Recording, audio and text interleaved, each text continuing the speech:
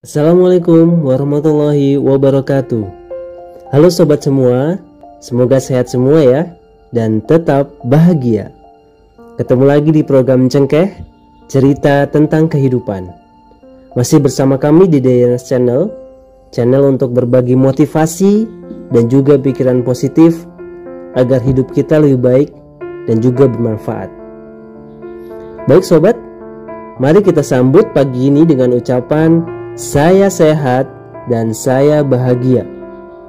Karena ucapan itu adalah doa. Setuju ya sobat semua? Bismillahirrahmanirrahim. Sobat semua, pagi ini kita akan mencoba mengambil hikmah dari ciptaan Allah yang sangat indah, yaitu lebah. Pasti sobat semua udah mengenal lebah ya. Makhluk indah yang sangat bermanfaat bagi manusia, tapi kadang juga dibenci karena sengatannya. Ya, materi ini diambil dari beberapa sumber, yang dimana setidaknya ada 6 hal yang bisa kita ambil dari hikmah di balik penciptaan lebah. Baik sobat semua, langsung saja yang pertama. Lebah hinggap di tempat yang bersih dan menyerap semua yang bersih. Lebah hanya akan mendatangi bunga-bunga, buah-buahan, atau tempat-tempat bersih lain yang mengandung bahan madu atau nektar setiap harinya. Nah, apa hubungannya dengan kita? Ya, sebagai manusia, makhluk yang lebih mulia dari hewan, hendaklah kita juga mencari dan makan yang halal lagi baik dari apa yang terdapat di muka bumi ini. Janganlah kita mendatangi tempat-tempat yang tidak membawa manfaat atau justru akan membuat kita melakukan apa yang dilarang, agar apa yang kita dapatkan kelak menjadi baik juga. Oke, baik, kita masuk yang kedua. Lebah mengeluarkan yang bersih. Pasti bingung dong. Seperti yang kita ketahui bersama, bahwa dari lebahlah madu yang sehat dan manis itu dihasilkan. Lebah sangat produktif dengan kebaikan dibandingkan hewan lain yang hanya melahirkan sesuatu yang kita nilai menjijikan. Nah, jika lebah bisa produktif dengan kebaikan, kita sebagai manusia harusnya bisa lebih dari lebah. Dengan menebar kebaikan dengan sesama, saling tolong-menolong dalam kebaikan, jauh dari prasangka buruk, iri dan juga dengki. Hendaklah lidah kita tidak mengeluarkan kata-kata kecuali yang baik. Perilaku kita bukan untuk menyengsarakan orang lain, justru membahagiakan orang lain. Harta yang kita miliki dapat manfaat bagi banyak manusia. Dan jikalau kita memegang amanah, maka akan dimanfaatkan untuk sebesar-besar kemanfaatan manusia. Sangat bijak ya sobat. Nah, untuk yang ketiga, lebah tidak pernah merusak. Bagaimanapun lebah menambatkan diri di pohon atau dahan itu tidak akan rusak atau patah.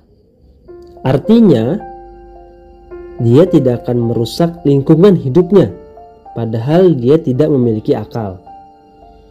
Hal ini terkadang berbanding terbalik dengan beberapa dari kita yang justru merusak lingkungan hidup sendiri demi keserakahan diri sendiri dan keturunannya.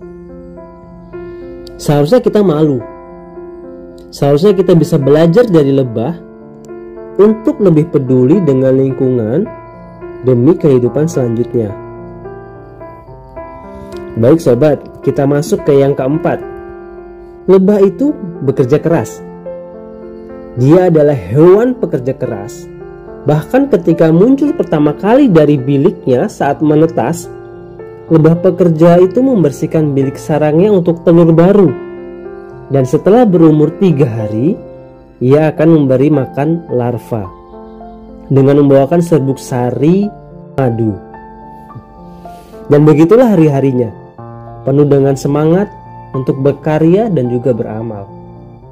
Seorang manusia lebih dituntut untuk bekerja keras dan semangat pantang lendur. Jika kita telah selesai melakukan sesuatu urusan, maka kerjakanlah dengan sungguh-sungguh urusan yang lain. Nah, yang kelima, lebah bekerja secara kolektif dan tunduk pada satu pimpinan. Lebah selalu hidup dalam koloni besar, tidak pernah menyendiri. Mereka pun bekerja secara kolektif dan masing-masing memiliki tugas sendiri-sendiri. Ketika mereka mendapatkan sumber sari madu, mereka akan memanggil teman-temannya untuk menghisapnya. Demikian pula ketika ada bahaya, seekor lebah akan mengeluarkan suatu zat kimia untuk mengundang teman-temannya agar membantu dirinya. Sudah jelas, sifat ini jika kita terapkan dalam kehidupan kita, maka kita senantiasa akan berhasil dalam melakukan apapun pekerjaan kita. Tapi tetap, kolektivitas ini harus dalam hal kebaikan ya sobat, bukan untuk keburukan. Nah, yang keenam, lebah tidak pernah melukai kecuali kalau diganggu. Seekor lebah tidak pernah memulai menyerang. Ia akan menyerang hanya manakala mereka merasa terganggu atau terancam. Dan untuk mempertahankan kehormatan umat lebah itu, mereka rela mati dengan melepas sengatnya di tubuh pihak yang diserang. Sikap ini apabila kita terapkan akan membuat kita memiliki solidaritas dan kepedulian, empati terhadap sesama dalam kondisi dan keadaan apapun, bagai suatu bangunan yang saling menguatkan satu dengan yang lainnya. Nah, itulah sobat,